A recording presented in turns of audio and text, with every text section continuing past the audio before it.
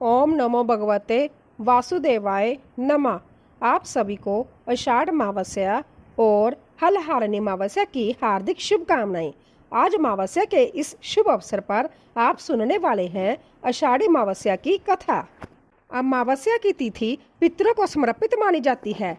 ऐसे में आज के दिन पितरों के निमित्त श्राद्ध, तर्पण, जलदान, पिंडदान आदि कार्य किए जाते हैं। प्रिय भक्तजनों, अब आप सुनिए आषाढ़ अमावस्या की पुरानी कथा। एक समय मिथिलापति ने गुरुदेव जी से पूछा कि महाराज, कृपया मुझे आषाढ़ मास की अमावस्या के बारे में बताइए कि इस दिन का क्या महत्व है और इस दिन पिंडदान, श्राद्ध, तर्पण आदि कार्य इतने आवश्यक क्यों होते हैं। तब श्रुतदेव जी ने कहा, हे राजन, जब पृथ्वी पर राजऋषि सावर्णी का शासन था, उस समय 30वें कलयुग के अंत में सभी धर्मों का लोप हो चुका था। उसी समय अनर्त देश में धर्मवरण नाम से विख्यात एक ब्राह्मण थे। मुनिवर धर्मवरण ने उस कलयुग में ही किसी समय महात्मा मुनियों के 70 जाग में सम्मिलित होने के लिए पुष्कर क्षेत्र की यात्रा की। वहां कुछ व्रतधारी महर्षियों ने कलयुग की प्रशंसा करते हुए इस प्रकार कहा था कि सतयुग में भगवान विष्णु को संतुष्ट करने वाला जो पुण्य एक वर्ष में साध्य है, वही त्रेता में 1 मास में और द्वापर में 15 दिनों में साध्य होता है। परंतु कलयुग में भगवान विष्णु का स्मरण कर लेने से ही उससे 10 गुना पुण्य होता है। कली में बहुत थोड़ा पुण्य भी कोटि गुना होता है। जो एक बार भी भगवान का नाम लेकर दया दान करता है और दुर्भिक्ष में अन्न देता है, वह निश्चय ही उधर्व लोक में गमन करता है। यह सुनकर देवऋषि नारद हंसते हुए उन्मत्त के समान नृत्य करने लगे। सभासदों ने पूछा, नारद जी, ये क्या बात है। तब बुद्धिमान नारद जी ने हंसते हुए उन सबको उत्तर दिया कि आप लोगों का कथन सत्य है। इसमें संदेह नहीं है कि कल युग में सबल्प कर्म से भी महान पुण्य का साधन किया जाता है और क्लेशों का नाश करने वाले भगवान केशव स्मरण मात्र से ही प्रसन्न हो जाते हैं। फिर भी मैं आप लोगों से ये कहता हूँ कि कल युग में यह 2 बातें दुर्घट है, रसेंद्रिय का निग्रह और जीवा को वश में रखना। यह दोनों कार्य जो सिद्ध कर ले वही नारायण स्वरूप है। इसीलिए कल युग में आपको जहाँ नहीं ठहरना चाहिए। नारद जी की यह बात सुनकर उत्तम व्रत का पालन करने वाले महर्षि सहसा यज्ञ को समाप्त करके सुखपूर्वक चले गए। धर्मवरण ने भी वह बात सुनकर भूलोक को त्याग देने का विचार किया। उन्होंने ब्रह्मचार्य का व्रत धारण करके दंड और कमंडलू हाथ में लिया और जटा बलकलदारी होकर वह कलयुग के अनाचारी पुरुषों को देखने के लिए घर छोड़कर चले गए। उनके मन में बड़ा विस्मय हो रहा था। उन्होंने देखा कि प्राय मनुष्य पापाचार में प्रवृत्त होकर बड़े भयंकर और दुष्ट हो गए हैं। ब्राह्मण पाखंडी हो चले हैं, शूद्र संन्यास धारण करते हैं, पत्नी अपने पति से द्वेष रखती है, शिष्य गुरु से बैर करता है, सेवक स्वामी के और पुत्र पिता के गात में लगा हुआ है। ब्राह्मण शूद्रवती और गोएं बकरियों के समान हो गई है। वेदों में गाथा की ही प्रधानता रह गई है। शुभ कर्म साधारण लौकिक कृतियों के ही समान रह गए हैं। इनके प्रति किसी के महत्व बुद्धि नहीं है। भूत प्रेत और पिशाच आदि की उपासना चल पड़ी है। सब लोग मैथुन में आसक्त है और उसके लिए अपने प्राण भी खो बैठते हैं। सब लोग झूठी गवाही देते हैं। मन में सदा छल और कपट भरा रहता है। कलयुग में सदा लोगों के मन में कुछ और, वाणी में कुछ और तथा क्रिया में कुछ और ही देखा जाता है। सबकी विद्या किसी न किसी स्वार्थ को लेकर ही होती है और केवल राजभवन में उसका आदर होता है। संगीत आदि कलात्मक विद्याएं भी राजाओं को प्रिय है। कलयुग में अधम मनुष्य पूजे जाते हैं और श्रेष्ठ पुरुषों की अवहेलना होती है। कलयुग में वेदों के विद्वान ब्राह्मण दरिद्र होते हैं। लोगों में प्राय भगवान की भक्ति नहीं होती। पुण्य क्षेत्र में पाखंड अधिक बढ़ जाता है। शूद्र लोग जटाधारी तपस्वी बनकर धर्म की व्याख्या करते हैं। सभी लोग अल्पाजु, दयाहीन और शठ होते हैं। कलयुग में प्राय सभी धर्म के व्याख्या बन जाते हैं और दूसरे से कुछ लेने में ही उत्सव मानते हैं। अपनी पूजा कराना चाहते हैं और व्यर्थ ही दूसरों की निंदा करते हैं। अपने घर आने पर सभी अपने स्वामी के दोषों की चर्चा में तत्पर होते हैं। कलयुग में लोग साधु को नहीं जानते, पापियों को ही बहुत आदर देते हैं। दुराग्रही लोग इतने दुराग्रही होते हैं कि साधु पुरुषों के एक दोष का भी ढिंडोरा पीटते हैं और पाप आत्माओं के दोष समूहों को भी गुण बताते हैं। कलयुग में गुणहीन मनुष्य दूसरा के गुण ना देखकर उनके दोष ही ग्रहण करते हैं। जैसे पानी में रहने वाली जोंक प्राणियों का रक्त पीती है, जल नहीं पीती, उसी प्रकार जोंक के धर्म से संयुक्त होकर मनुष्य दूसरे का रक्त चूसते हैं। औषधियाँ शक्तिहीन होती है, ऋतुओं में उलटफेर हो जाता है, सब राष्ट्रों में अकाल पड़ता है। कन्या योग्य समय में संतान उत्पत्ति नहीं करती। लोग नट और नर्तकों की विद्याओं से विशेष प्रेम करते हैं। जो वेद वेदांत की विद्याओं में तत्पर और अधिक गुणवान है, उन्हें अज्ञानी मनुष्य सेवा की दृष्टि से देखते हैं और वे सब के सब भ्रष्ट होते हैं। कल युग में लोग श्राद्ध कर्म का त्याग करते हैं, वैदिक कर्मों को छोड़ देते हैं। जीवा पर भगवान विष्णु के नाम कभी नहीं आते। लोग श्रृंगार रस में आनंद का अनुभव करते हैं और उसी के गीत गाते हैं।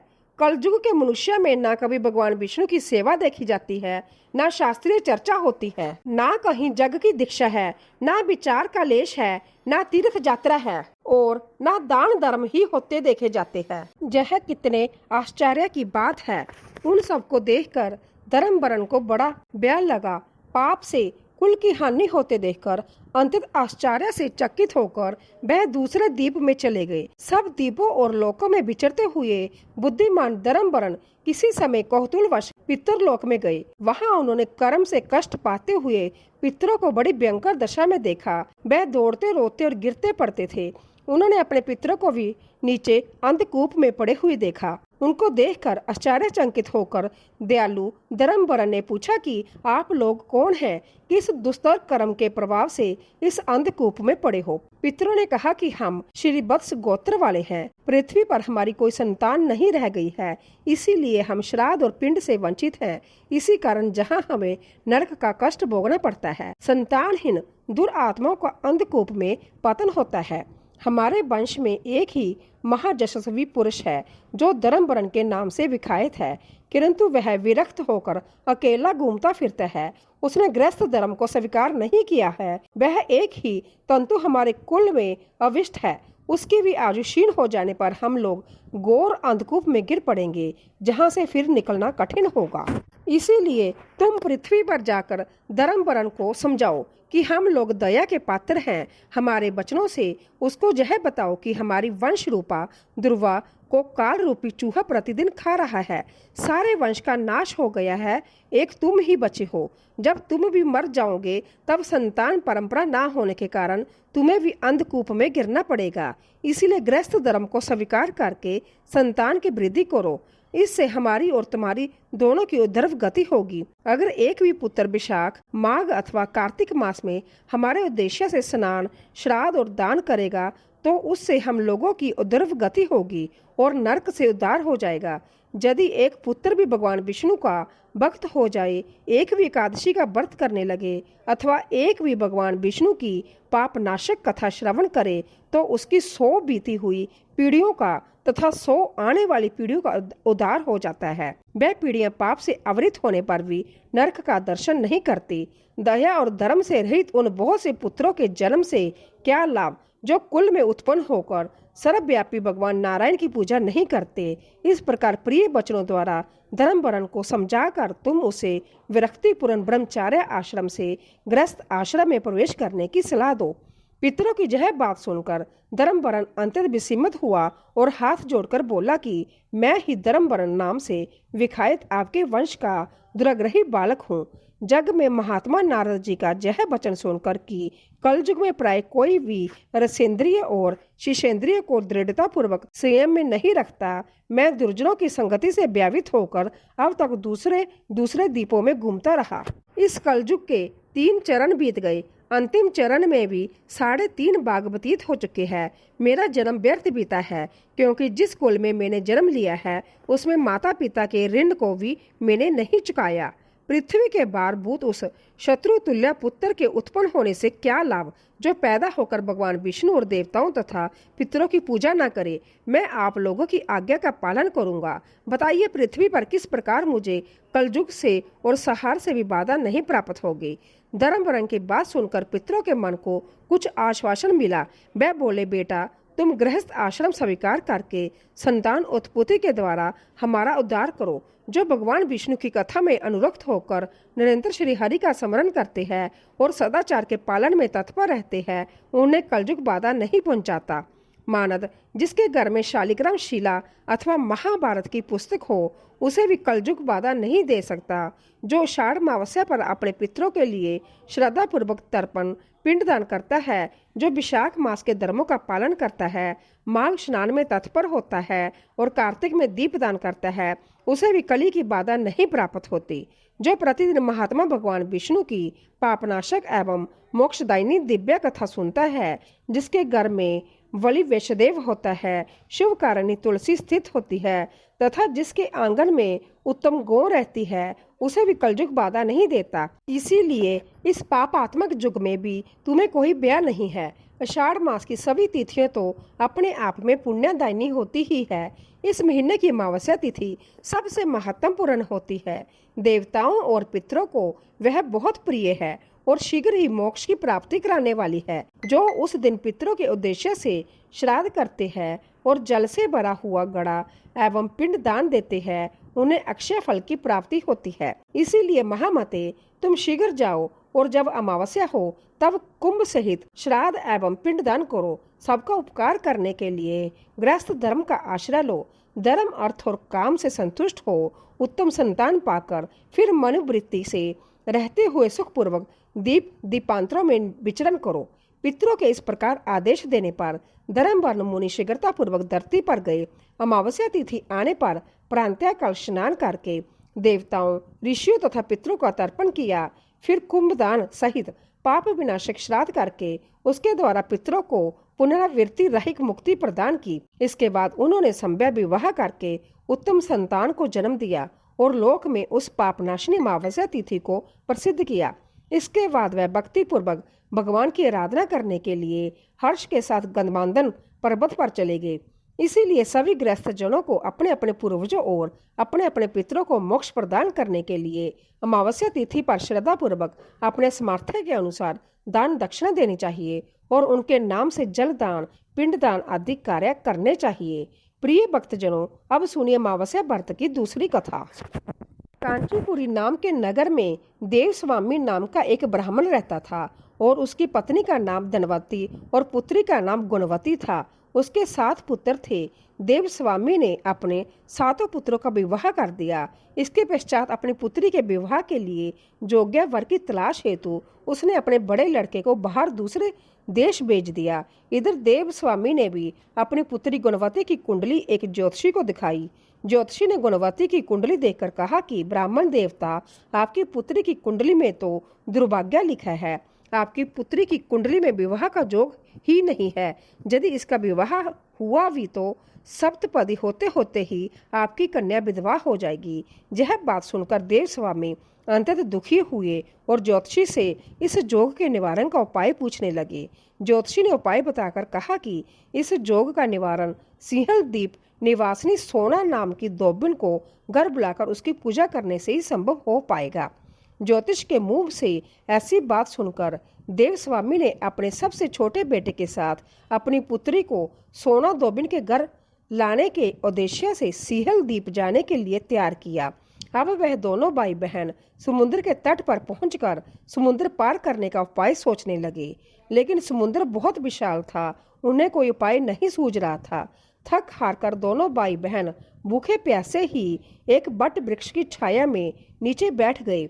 उसी पेड़ पर घोंसले में एक गिद्ध का परिवार रहता था। उस समय घोंसले में सिर्फ गिद्ध के बच्चे थे। वह सुबह से भाई बहन के क्रियाकलापों को देख रहे थे।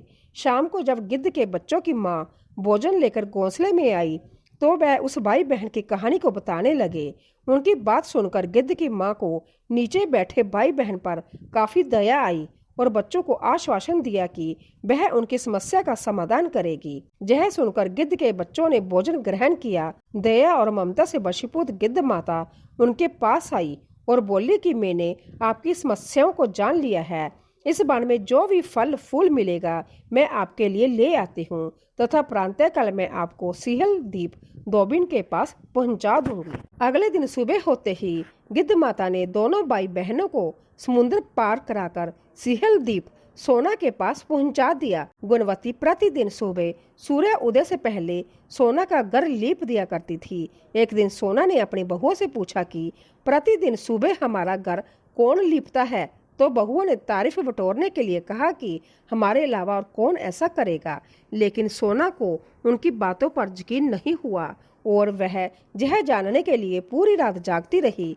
तभी उसने सुबह गुणवती को घर साफ करते हुए देख लिया और उससे उसकी परेशानी पूछी। तो गुणवती ने अपनी परेशानी बताई, जिसे सुनकर सोना चिंतित हो गई और उसके घर जाकर पूजा पाठ करने के लिए तैयार हो गई। घर से निकलने से पहले उसने अपनी बहुओं से कहा कि यदि मेरी अनुपस्थिति में किसी की भी मृत्यु हो जाए तो उसके शरीर को नष्ट मत करना। शनिवार बाद ही दोनों अतिथियों के साथ सोना धोबिन कांचीपुरम पहुंच गई। दूसरे दिन गुणवती का विवाह संपन्न हुआ और सप्तपदी होते होते उसके पति की मृत्यु हो गई। जैसा कि गुणवती के भाग्य में लिखा था, तब सोना धोबिन ने अपने संचित पुण्य का फल गुणवती को दान देकर उसके पति को जीवित कर दिया और उन्हें आशीर्वाद देकर वह सिहल द्वीप के लिए रवाना हो गई। संचित पुण्य के शीर्ण होने से सोना के घर उसके पुत्र, दामाद और पति की मृत्यु हो गई। यह जानकर नया पुण्य संचित करने के उद्देश्य से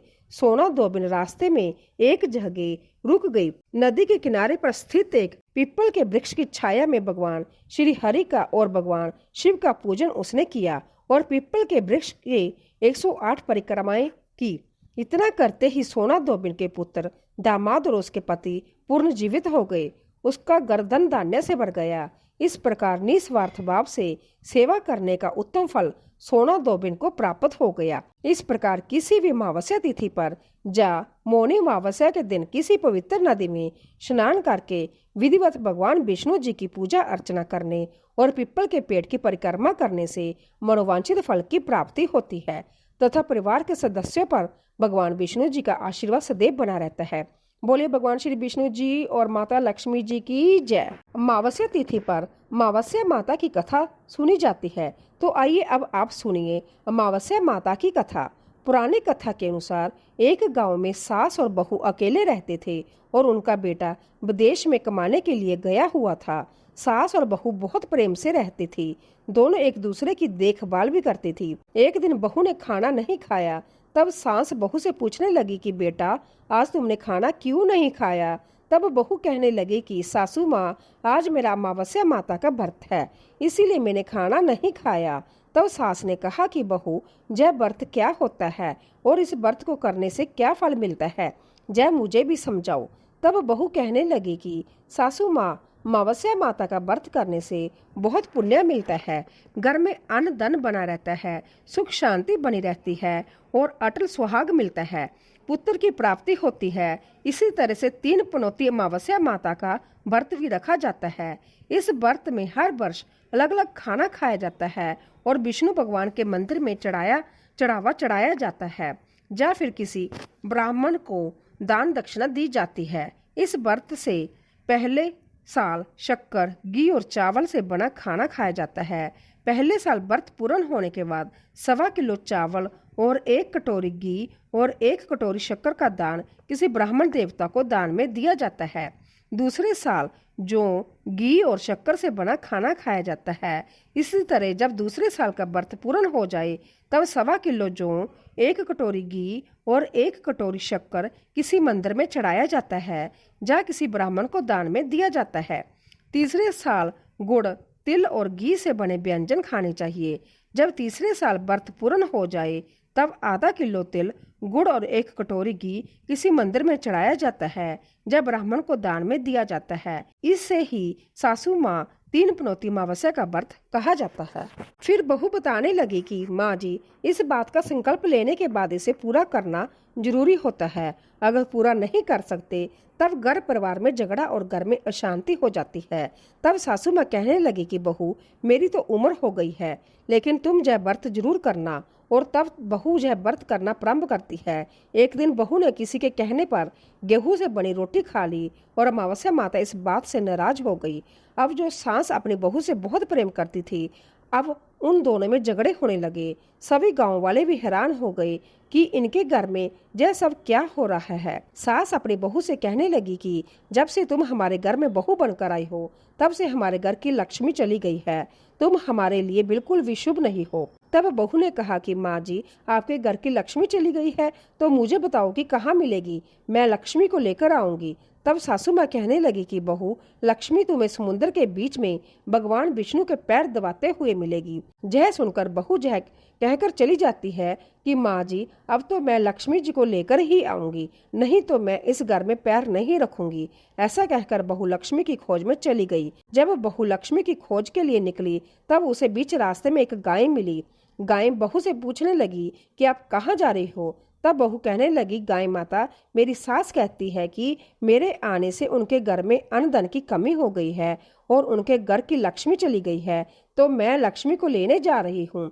तब गाय माता कहने लगी कि बेटी, अगर तुम जा रही हो तो भगवान से मेरे बारे में पूछ लेना। तब बहू कहने लगी कि ठीक है गाय माता, मैं आपके बारे में भी पूछ लूंगी। तब गाय माता कहने लगी कि जब मेरा बछड़ा होता है तो वह मर जाता है, जिंदा नहीं रहता। तुम लक्ष्मी से पूछ लेना कि आखिरकार मेरे साथ ऐसा क्यों हो रहा है, मैंने ऐसे कौन से कर्म किए हैं जिसकी सजा मुझे मिल रही है। तब बहू कहने लगी, गाय माता, मैं आपके बारे में जरूर पूछ लूंगी। ऐसा कहकर बहू आगे बढ़ गई। जब आगे बढ़ी तब रास्ते में उसे एक घोड़ी मिली जिसके गले में घंटी बंधी हुई थी। घोड़ी ने कहा कि बेटी, तुम मेरे दुख का निवारण लक्ष्मी जी से पूछ लेना। तब बहू कहने लगी कि मैं जरूर पूछ लूंगी। ऐसा कहकर बहू आगे बढ़ गई। आगे जाते ही बहू को एक अंधा और बहरा बुजुर्ग मिला। उसने भी बहू से अपनी समस्या का निवारण के लिए पूछने को कह दिया। तब बहू उसकी समस्या भी भगवान से पूछने को कहकर आगे बढ़ गई। आगे जाते ही बहू को एक बूढ़ी औरत मिली जो कि हाथ और पैर से अपाहिज थी। उसने भी बहू से कहा, बेटी, जब तुम भगवान से मिली तो उनसे पूछना कि आखिरकार मैं अपाहिज क्यों हूँ, मैंने ऐसे कौन से कर्म किए थे। तब बहू उसकी समस्या पूछने के लिए तैयार हो गई और फिर आगे बढ़ गई। आगे जाते जाते बहू बहुत थक गई और एक आम के पेड़ के नीचे बैठ गई। आम का पेड़ बड़ा खुश होकर बहू से पूछने लगा कि बेटी, तुम कहाँ से आई हो और कहाँ जा रही हो। तब बहू कहने लगी कि वह लक्ष्मी जी को लेने जा रही है। तब पेड़ भी अपनी समस्या का भगवान से पूछने के लिए कहने लगा कि मेरे पेड़ पर लगे हुए आम खट्टे ही क्यों होते हैं, इस बारे में बहू रानी भगवान से जरूर पूछ लेना। तब बहू पेड़ की समस्या लेकर आगे बढ़ गई। थोड़ी दूर जाने पर बहू को एक तलाई मिली। वह भी बहू से कहने लगी कि बहू, तुम भगवान से पूछना कि मेरी तलाई का पानी इतना मैला क्यों है, कोई जहां आकर पानी नहीं पीता। तब बहू कहने लगी कि मैं जरूर पूछ लूंगी। ऐसा कहकर बहू आगे बढ़ गई। बहुत दिनों से जंगल में चलते चलते बहू थक गई थी। उसे भूख भी लगी थी, लेकिन खाने को कुछ नहीं मिला तो वह भूख और प्यास से बेचैन हो गई और जंगल में बेहोश हो गई। उसी समय भगवान श्री हरि और माता लक्ष्मी जी घूमते हुए उधर से जा रहे थे। तब माता लक्ष्मी जी विष्णु भगवान से कहने लगी कि हे नाथ, यह तो आपकी बहुत बड़ी भक्त है, आप इसके दुख का निवारण कीजिए। तब भगवान श्री हरि कहते हैं कि इस संसार में तो बहुत से जीव दुखी है, सभी अपने अपने कर्मों का फल भोग रहे हैं, मैं किस किस के दुख का निवारण करूं। तब माता लक्ष्मी जी भगवान श्री हरि से विनती करने लगी और कहने लगी कि वह भूखी और प्यासी है, अगर इसे जंगल में छोड़ दिया जाए तो जंगली जानवर उसे खा जाएंगे। माता लक्ष्मी जी की बात सुनकर भगवान श्री हरि एक साधु का वेश धारण करके बहू के पास गए और उसे होश में लेकर आए। बहू के होश में आते ही साधु वेश में भगवान उससे पूछने लगे कि वह जहाँ क्यों आई है और कहाँ जा रही है। तब बहू ने सारी बात बता दी। उसकी बात को सुनकर भगवान श्री हरि और माता लक्ष्मी जी प्रकट हो गए। उनके साथ साथ प्रकट हुई अमावस्या माता भी बहू जैसा देखकर उनके चरणों में गिरकर उन्हें प्रणाम करने लगी। तब अमावस्या माता बहू से कहने लगी कि बेटी, तूने मेरे व्रत को खंडित किया है, इसी की सजा तुझे मिली है, लेकिन अब मैं तुझे क्षमा करती हूँ। अब तुम घर को जाओ, तुम्हारा घर अन्न और धन से भर जाएगा, तुम्हारा घर सुंदर महल में बदल जाएगा और तुम्हारी सभी मनोकामनाएं भी पूर्ण हो जाएंगी। जय सब होने के बाद बहू ने रास्ते में जो जो भी मिला था उन सभी के दुखों का निवारण करने के लिए विनती की। तब भगवान श्री हरि कहने लगे कि गाय ने कभी अपना दूध किसी और को नहीं पिलाया, इस कारण उसके बछड़े जिंदा नहीं रहते। तुम उसका दूध पी लेना, फिर उसके बाद उसके बछड़े जिंदा रहने लगेंगे। और घोड़ी पिछले जन्म में आटा पीसने वाली महिला थी। वह किसी को आटा पीसकर नहीं देती थी, इसीलिए उसके गले में चक्की के पाट बंधे हुए हैं। तुम उसके पाट खोल देना, वह बिल्कुल ठीक हो जाएगी। और वह बुजुर्ग कभी भगवान के मंदिर नहीं गया, ना ही कभी उसने भगवान के भजन सुने। तुम उसे ले जाकर मंदिर में दर्शन करवा देना, इससे वह ठीक हो जाएगा। उपाहिज महिला, उसने कभी अपनी जवानी में दान पुण्य नहीं किया, उसे जय सजा मिली है। तुम उसे कुछ भी दान करवा देना तो उसकी विकलांगता दूर हो जाएगी। और वह आम का पेड़, उसने तो कभी अपने पेड़ के आम के किसी बच्चे को खाने नहीं दिए, इसी कारण उसके सभी आम खट्टे होते गए। अब तुम उस पेड़ का आम खा लेना और उसके बाद से उस पेड़ पर मीठे आम आने लगेंगे। और तलाई का पानी, पिछले जन्म में वह देवरानी जेठानी थी जो हमेशा आपस में झगड़ा करती थी, इसीलिए उसका पानी मैला है। तुम उसका पानी पी लेना तो वह तलाई शुद्ध हो जाएगी, फिर लोग वहां आकर पानी पीने लगेंगे। इस प्रकार बहू ने भगवान श्री हरि, माता लक्ष्मी जी और अमावस्या माता को प्रणाम किया, उन्हें धन्यवाद दिया और अपने घर के लिए तैयार हो गई। रास्ते में उसे जो जो भी मिला उनकी सभी समस्याएं वह भगवान के कहे अनुसार दूर करती चली गई। सभी ने उसे भर भर कर आशीर्वाद दिए। घर पहुंचते ही उसका टूटा फूटा घर एक सुंदर महल में बदल गया। उसके घर में अब अन्न और धन के भंडार भर गए। अब बहू ने सासू माँ से कहा कि सासू माँ, आपने तो सच में कहा था कि मैं आपके लिए शुभ नहीं हूँ। मेरे जाने से ही आपके घर में लक्ष्मी आई है। आप जहाँ रहे मैं मरने जा रही हूँ। तब सास ने कहा, बेटी, यह सब तुम्हारी अमावस्या माता के व्रत करने का फल ही है जो हमें मिला है। तुम यहीं पर रहो, अब तुम जहाँ से कहीं नहीं जाओगी। इस प्रकार सास और बहू खुशी खुशी रहने लगे। और फिर एक दिन सास का बेटा भी विदेश से वापस लौट आया। घर में जब उसने खूब धन दौलत और धन के भंडार देखे, तब उसकी माँ ने सारी बातें अपने बेटे को बता दी। इस प्रकार वह लोग खुशी खुशी रहने लगे और तीनों मिलकर अमावस्या माता के व्रत को रखने लगे। प्रेम से बोलिए अमावस्या माता की जय। इस कथा को कहने, सुनने और हुंकारा भरने वाले सभी भक्तों के घर में धन धान्य के भंडार भरना, सभी की रक्षा करना। हे अमावस्या माता, आप सबकी रक्षा करना। प्रेम से बोलिए अमावस्या माता की जय। अब सुनिए गणेश भगवान की कथा। एक शाहूकार था, उसके घर रोज एक ब्राह्मणी रोटी लेने के लिए आती थी। घर के अंदर घुसते ही पोल के ऊपर गजानन जी का मंदिर था। वह गणेश जी को रोटी का एक कोर हमेशा भोग लगाती थी। बहुत दिन हो गए। गणेश जी महाराज ने सोचा कि यह मुझे हमेशा भोजन करवाती है, मुझे इसे कोई ना कोई उपहार जरूर देना चाहिए। गणेश जी की एक दिन उसकी थाली में हीरे मोती भर देते हैं। ब्राह्मणी तो थाली लेकर अपने घर आ गई और शाहूकार के जहां रोटी लेने के लिए आना बंद हो गई। शाहूकारनी ने उसे बुलावा भेजा कि बाई, रोटी लेने के लिए क्यों नहीं आती हो। ब्राह्मणी ने कहा कि मुझ पर गणेश जी प्रसन्न हो गए, बहुत वर्ष तक रोटी लेने के लिए आ गई, लेकिन अब नहीं आऊंगी। शाहूकारनी मन में बहुत नाराज हुई और गणेश जी से कहा कि आप ब्राह्मणी के ऊपर प्रसन्न हुए परंतु मुझ पर प्रसन्न नहीं हुए। तब गणेश जी की मूर्ति हटाकर उसने बाहर फेंक दी। इधर सेठ जी की दुकान में धंधा पानी बंद हो गया। एक दिन सेठ जी की नजर पोल के मंदिर पर गई तो उन्होंने सेठानी जी से पूछा कि गणेश जी कहाँ गए। तो शाहूकारनी ने कहा कि ऐसे गणेश जी का क्या करे जो ब्राह्मणी पर तो प्रसन्न हो गए लेकिन हमारे ऊपर प्रसन्न नहीं हुए, इस कारण मैंने तो गणेश जी को हटाकर फेंक दिया है। तब सेठ जी ने कहा कि जय तुमने क्या किया, मेरा तो व्यापार और धंधा चलना बंद हो गया है। गणेश जी तुमने कहाँ फेंके हैं, जल्दी बताओ, मैं उन्हें वापस लेकर आता हूँ। शाहूकारनी जी वापस से गणेश जी को लेने के लिए गए तो गणेश जी इतने भारी हो गए कि वह उठे ही नहीं। शाहूकारनी ने कहा कि मुझसे गलती हो गई है, आप मेरे घर पधारिए। गणेश जी तो और भी भारी होते गए और कहा कि मैं तो नहीं चलूंगा, पहले शाहूकारनी को बुलाकर जहां लाओ, वह मुझसे माफी मांगेगी तो ही मैं चलूंगा। और गणेश जी ने कहा कि मुझे सवा सेर का चूरमा करके भोजन कराओगे तो ही मैं चलूंगा। शाहूकार शाहूकारनी को लेकर आए और उससे माफी भी मंगवाई और सवा सेर का चूरमा चढ़ाने की हाँ भी भरी। तब शाहूकार और शाहूकारनी ने गणेश जी को वापस घर जाकर उन्हें पोल में बिठाया। ऐसा करने पर शाहूकार का व्यापार फिर से चलने लगा। हे गणेश जी महाराज, जैसे शाहूकार और शाहूकारनी पर आप प्रसन्न हुए, वैसे सभी पर प्रसन्न होना। बोलिए गणेश जी महाराज की जय।